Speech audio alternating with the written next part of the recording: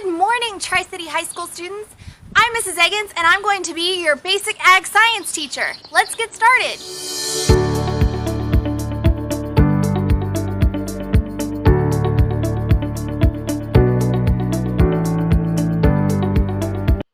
Today's topic is classifying living things. Let's get started.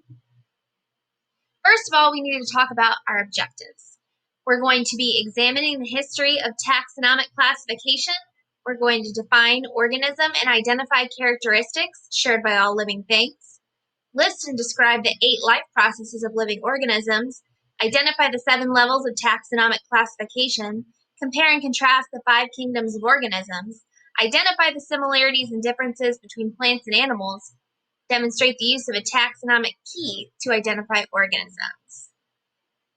To start, for today, we're going to be examining the history of taxonomic classification. Our brainstorm in our PowerPoint is made for if COVID wasn't a thing and we could do group projects. So in Google Classroom, I've amended the instructions in order to make it easier and to follow social distancing guidelines. So if you go to Google Classroom, your Objective 1 brainstorm is right here. And it's got the directions out here, but we're going to go ahead and look at the actual document itself. You've been given 20 cards. It's your job to organize the items on these cards into groups. I'm not going to give you parameters on how to group them or how many groups to make. That is up to you, but you need to justify each of your groups with at least 3 sentences each about why you put them where you did in the space below. You have 5 minutes. Now, on this, I may have given you cards that look like this, which is the cutout version, depending on how many students are in the class, because everybody has to have their own set. Or I may have given you the printout version, which looks like this, and you may have to cut the cards out yourself, depending on how much time you have. All right, so I want you to go ahead and decide. An example would be this group. I've grouped together all of the animals that do not live in Illinois. Maybe I could have grouped them by reptiles versus mammals versus birds versus, or maybe I could group them by all the animals that do live in Illinois. Or maybe I could group them by plants. Or maybe I could group them by flowers. Or maybe I could group them by carnivorous plants.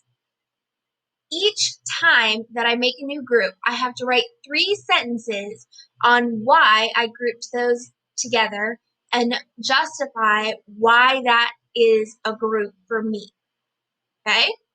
So in that case, I would have had to write about 12 sentences total so far. Okay? So go ahead, pause the video, get going on that. The other thing is, if you are doing this on the hard copy, which is this version, you need to make sure you go ahead and take a picture of it and turn it in on Google Classroom just to get used to distance learning, just in case we have to go back to remote learning. All right, get started. Good luck.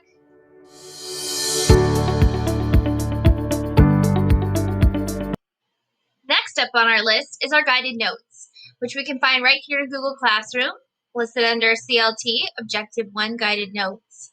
There's some helpful hints in the directions, and right here is the actual guided notes that are in Google Classroom. Remember, you still have the option to do the hard copy, but take a picture of it and upload it to Google Classroom under the guided notes when you're done. If you are doing it on a computer, some helpful tips in order to do it.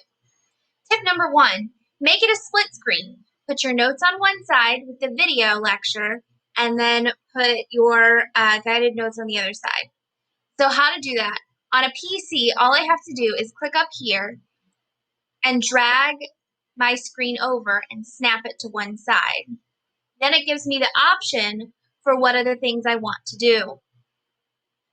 All I have to do is click, and boom, I have 2 tabs. I can have my guided notes on one side, my lecture on the other side, no problem. How to multitask on a Chromebook is very similar, except on one side of the windows, you want to see, click and hold maximize, which is this little square right here on a Chromebook. Drag the left or right arrow, which is on your keyboard, and repeat for a second window. Okay, so that's how Google says to do it. The shortcut is to use Alt and then use the arrow keys on your keyboard as well.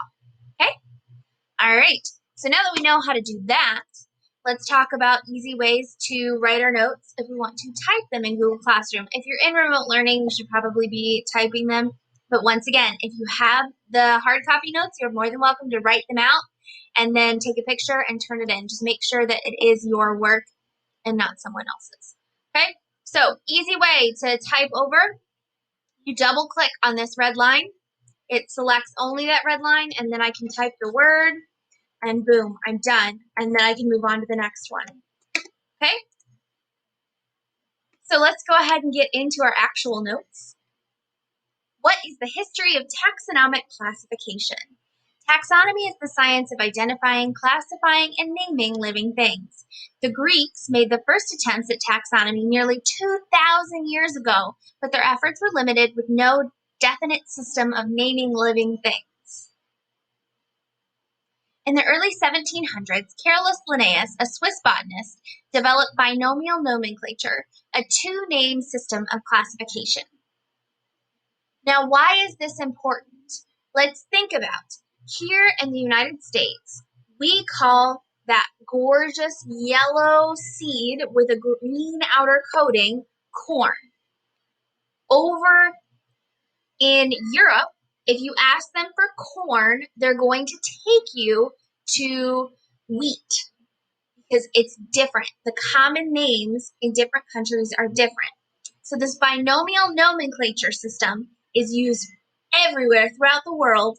So if you tell them the scientific name for corn, they're going to lead you to actual corn, versus if you tell them the common name, they're going to lead you to what they call corn, which is actually in the United States, wheat. Okay? So the first name, the genus, is always capitalized, while the second name, the species, is never capitalized. Both names should be underlined or italicized. So in this, if you are handwriting it, you cannot handwrite it in italics, so you need to underline it. If you are typing it, you should italicize it. In 1969, scientist Robert Whittaker proposed 5 kingdoms into which all living organisms should be classified. That system is still in use today.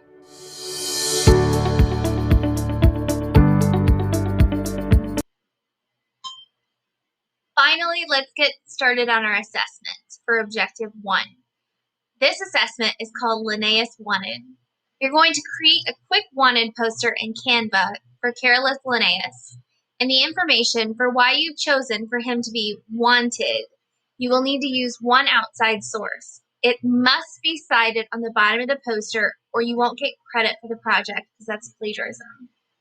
You need to turn it into Google Classroom when you're done. Let's look at Google Classroom.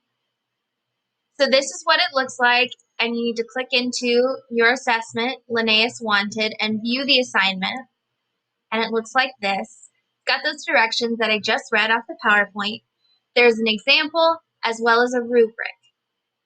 I will also include in here a separate video for how to use Canva if you don't remember or it's your first time using Canva. So this is the example wanted poster for Carolus Linnaeus. It's got the wanted at the top, why he's wanted, his name, the amount of the reward, the fact that there is a reward, and who to contact in case of you find him. And then down here at the very bottom is a link to my source that I used to get my information. Okay, so it wasn't that tough. I barely had to, it took me maybe 5-10 minutes. So that's how much time you're going to get to do it. And then we're going to move on to the next objective.